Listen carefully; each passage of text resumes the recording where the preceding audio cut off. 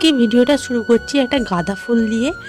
এটা হচ্ছে আমার শাশুড়ি মায়ের হাতে বসানো গাছে ফুল হয়েছে। তো আমরা এসেছি আসাম থেকে গ্রামের বাড়িতে, বর্ধমানের গ্রামের বাড়িতে ঘুরতে।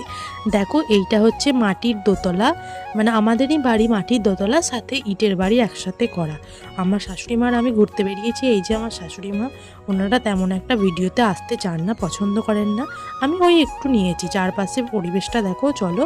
আর এখানে কিছু আমার শাশুড়ি মায়ের হাতে বসানো গাছের ভিডিও তোমাদের সাথে শেয়ার করলাম। তো চলো দুপুরে খাওয়াতে চলে যায়।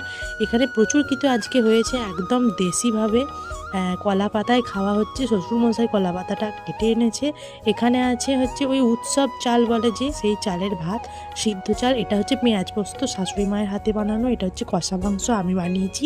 এটা হচ্ছে পুন পোশাক, যেটাও আমি বানিয়েছি। এটা হচ্ছে চালতার আচার, আচারটা শাশুড়ি মা। এটা হচ্ছে সর্ষে পটল, আর এটা হচ্ছে চিকেনের ঝোল, আর জল আছে।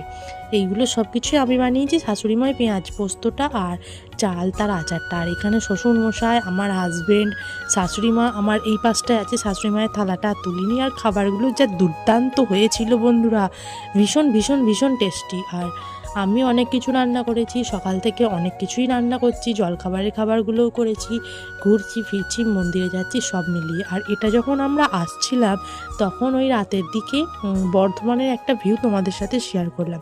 তো ব্লগটা কেমন হয়েছে জানিও। আমার চ্যানেলটিকে সাবস্ক্রাইব করো, লাইক করো, শেয়ার করো, আমার অনেক অনেক সাপোর্ট করো।